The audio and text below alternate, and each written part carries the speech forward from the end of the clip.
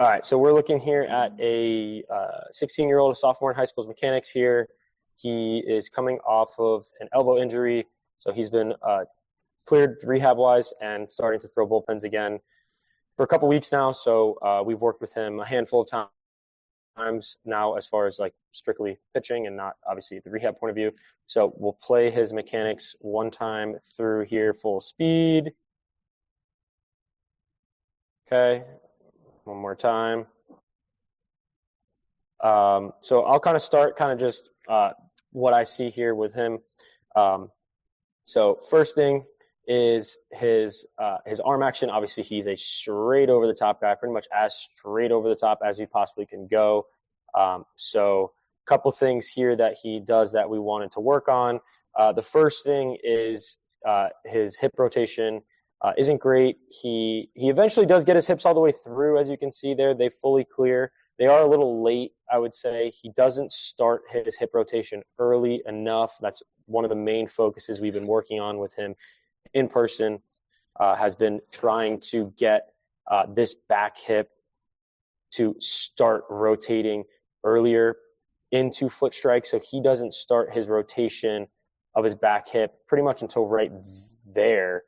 And his foot is completely planted on the ground already. And as you can see here, his hip is a little extendy here, but also just not starting his rotation until foot strike. So his hips are late to the party, and it is definitely affecting how well he can transfer his energy up the chain, that he's losing out on a lot of power and a lot of velocity coming out there because of the fact that his hips are late. And then another thing too, kind of separate, but maybe together, could also just be solely because of his arm action. He gets his chest in this crazy extended. I mean, he's like fully leaned back there to be able to make space for his arm to come through. Like I said, it's probably because of the fact that he's so over the top. But I do think that's something that I want to get away from with him. I don't necessarily, am not a big believer in making major arm path changes. I know we agree on that arm path changes, first of all, are long, grueling, and a lot of times they don't work out. And there's a lot of other flaws in mechanics that will inevitably clean up a little bit of that arm action. And you also want your athlete to be in a natural position. You don't want to force them into positions or arm actions or arm paths that aren't natural to them, because it's not going to benefit them. At the end of the day, every single athlete, every single pitcher is different, and they move differently, and they do things well, poorly, whatever. And just because one thing and one arm action works for one person doesn't mean it's obviously going to work for the other person. So yeah, and it's important to realize that the body kind of adjusts and it adapts to the certain stresses you apply to it. And so, I mean, he's coming off an injury, so it's a slightly different scenario. But if someone throws in one arm path their entire life, they've never been hurt, their body's kind of used to that. All of a sudden, create an arm change, like an arm path change there, it's gonna change how the stress is applied to those ligaments at the shoulder, the elbow. It probably does leave you a little bit more susceptible to injury. Not that throwing a baseball, doing anything is going to leave you with some risk of injury. The big times I consider creating one of those arm path changes, which I don't think we have to here with our athlete, is when that elbow isn't lined up at ball release with the shoulders. So he's kind of getting off plane at ball release. Like there, we see that elbow's kind of, it runs through both shoulders there. He's on good plane. And then the other one would be like if he's just like a really pushy guy, like, yeah, we're going to try to create some sort of arm path change, but more than likely, like that push is coming from something down below where he's probably not rotating adequately early on, or he's just not creating the counter rotation. He's not getting the scap load. Like something's happening that's causing him to push. And that's those changes where it's like, hey, we want to see those hips come through first, and seeing if cleaning up those hips or cleaning up that rotation, however we clean up that rotation to get him into the best position to throw, if that just kind of cleans up the arm path naturally. For sure. Yeah, I'm a big believer in allowing the arm path to be to naturally clean itself up. Like I said, especially in a situation like this, like hyper focusing on like, oh, let's get him in a different arm path. Let's get his arm maybe less over the top and more of a just like, I guess, like a not even 3/4, but just less over the top to allow his trunk to not have to clear space, so that way he can stay kind of taller throughout his motion.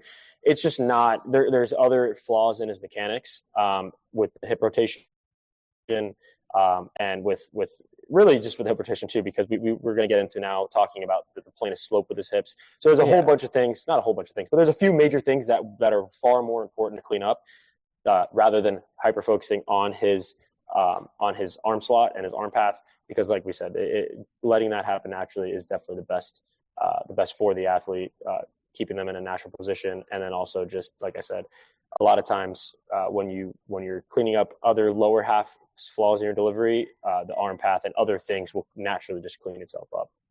It's almost like he gets really high over the top, trying to just buy time for everything to get through because he's late because into his hips are rotation late. from that backside. Exactly.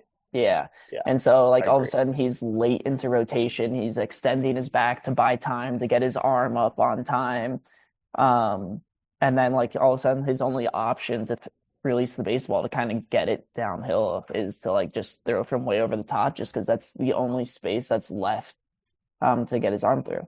And he does a really good job of getting there like fairly athletically and kind of compensating for the faults early in his delivery.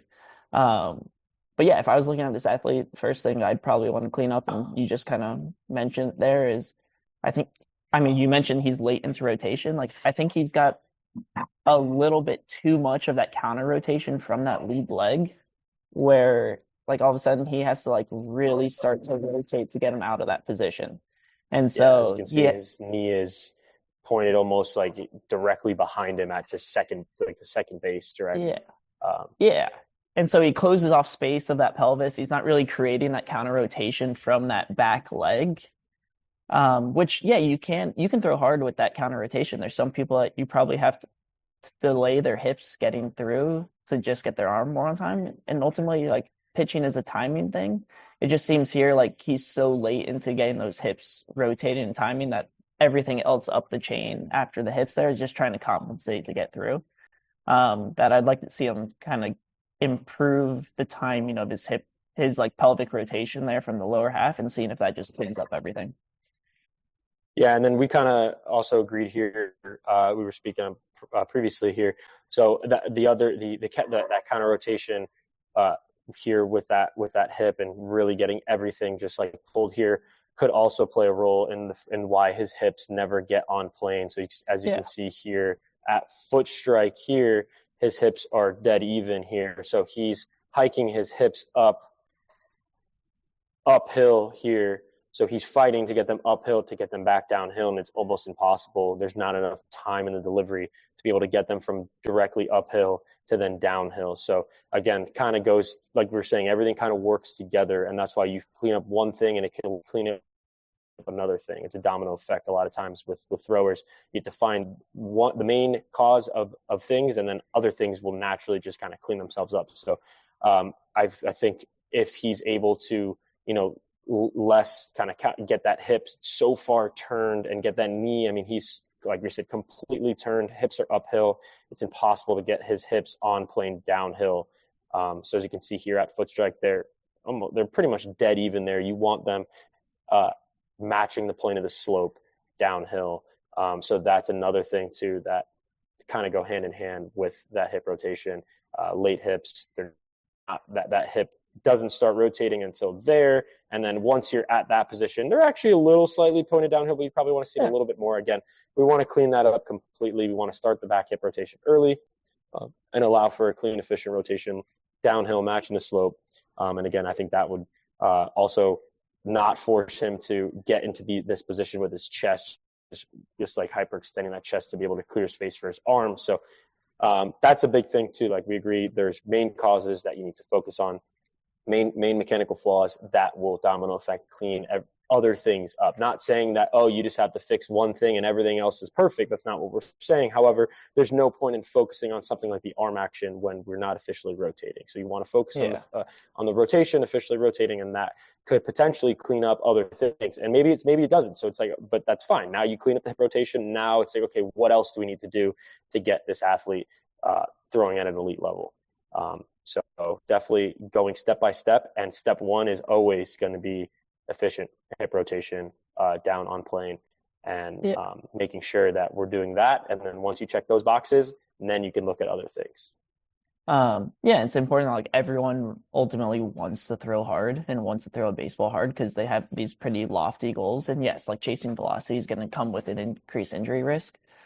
But like if you ask these kids where they want to go with their careers, like ultimately they're going to have to add velo to get noticed by college coaches. And what we see is like from 100%. that lower half, like the hips are mostly a timing mechanism. Like they have to be on time to really just allow that upper trunk and arm to come through with as much velocity as possible.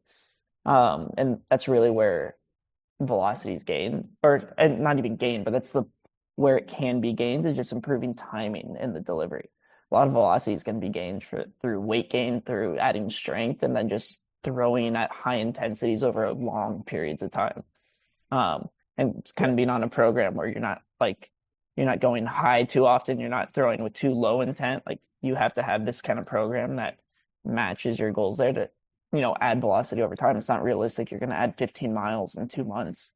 yeah, Um, but I mean, maybe if you're like a really new to baseball and you just happen to have everything perfect, but yeah, it's not going to be yeah, a realistic expectation to find that much mechanically. Like you're going to have to do pull downs. You're going to have to get athletic in that delivery. Um, and he does a lot of those athletic moves well here in this delivery. Like he has that mini drift. He kind of drops into his hips. He just kind of loses that hip control early, or he kind of shifts that back hip down the mound to kind of create that drift rather than kind of like keeping that trunk stack and working the whole pelvis downhill. And so I yeah, think that's the big thing here we can clean up and kind of give him a better chance to get through. for sure. And kind of to chime in there about this kind of velocity training and pull downs and all that. Obviously, um, with baseball in like the last decade, we've seen just a giant spike in velocity. Obviously, at the highest level, looking at just the MLB average of fastballs, but just all the way down into younger into high school. But even before, you got 10-year-old kids, 12-year-old kids with like insane mechanics, just throwing way harder than ever before. Um, so another thing too with that is, like I said, I've seen plenty of high level throwers, and you really see it with the high level throwers, the big leaguers, and with the professionals, and with college, maybe even college guys, preaching that you don't want to train velocity, and doing pull downs and doing plyo drills and just focusing on velocity is not the way to train pitching, and it's not the way to get to the highest level. And I disagree with that solely because you're talking to the elite thrower. So a big leaguer who's a first rounder who was throwing 95 in high school, like velocity came easy to those guys. So obviously it's easy for them to say, yeah, don't train velocity. Don't hunt numbers and don't focus on that. Just focus on being a good pitcher. It doesn't work for the masses. Yeah. Most guys aren't gifted like the big leaguers are, those first rounders that baseball they picked up a glove and they just knew how to throw. So for most people, you do need to train velocity. You do need to learn how to use your body more efficiently. You do need plyo drills. You do need, the core velo belt, water bag drills. You do need pull downs, drop steps, all that. So yeah, so I think that's a big misconception with current big leaguers and guys in the older generation that are anti water bag stuff. I read a tweet online. It's like name me a big leaguer that uses plyo ball. Name me a Hall of Famer that uses plyo balls and uses water bags. You can't name one. It's like right now you can't. In 20 years, Yeah. not all of them, but there's going to be a whole slew of guys that are going to be preaching water bags and plyo balls and pull downs and all that. It's just because it's all newer stuff, and it's allowing guys who back in the day who just didn't throw hard naturally, their careers just ended earlier than they would have liked to. But now, with all the new technology and all the new science that we've learned about the throw, and why we're seeing guys throw harder earlier and just in general more velocities, because we've learned that there are ways to train your body to move better, move more efficiently, move faster, and throw the ball harder. So I do think if you're not one of those elite gifted athletes who's just freaking flicking 90 at 16, you gotta train yourself. You gotta train your body to move fast and move athletic. You gotta train velocity. It's as simple as that. If you're a really good pitcher and you make good pitches, you have a good changeup, you have a good curveball, but you throw 82 miles an hour in high school, I'm sorry to tell you, you're probably not going to get to the next level. Or if you do, maybe you'll play at a low level Division 3, where there's absolutely nothing wrong with that. So as long as you can, that is really the goal. And for every athlete, they have different goals or different expectations for what they want. Some guys are like, I want to get drafted out of high school. Some guys are like, I don't care where I play. I just want to play at high school. I just want to play in college, wherever it is. At the end of the day, you do need to throw harder. Simple as that. Like this 90 goal for that threshold of 90 back when I was in high school. I graduated high school in 2015. Like 90 was the threshold. If you were throwing 90, even in college, like you were throwing hard. And now 90 is like so common. So it's just like you need velocity. You need to train your body to move at a high level to be able to play the game for as long as you can. As simple as that, unless you're extremely gifted. Like I said, and 98% of athletes aren't naturally gifted to the point where they can just show up and work on their craft and just pitch and let the velocity come. Like that's just not the case. Like if you're going to do that and you're not naturally gifted, I hate to break it to you, but your career is probably going to end sooner than you would like to.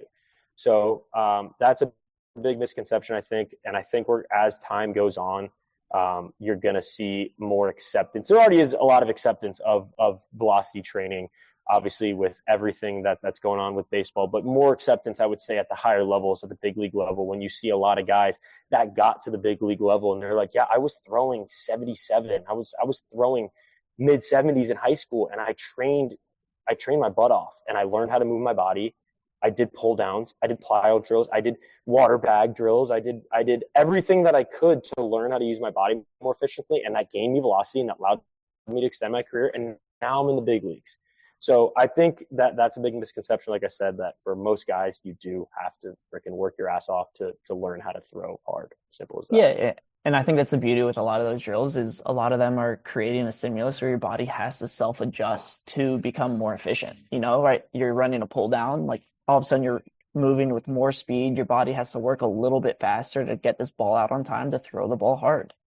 Same with the drop step, like you're increasing momentum speed and then you have to rotate to get it on time. And then, it helps to have that external feedback of a velo board where it's popping up with a number. It's just like, hey, I tried this one little thing or I felt this one thing. And it popped up 2 miles an hour harder. Like, hey, let's see if I can recreate that, and trying to self-adjust and try to create your own stimulus from these to then throw the ball harder is going to be important too. Yeah. But yeah, going back to this athlete here, I would say the big thing is like he probably has to throw.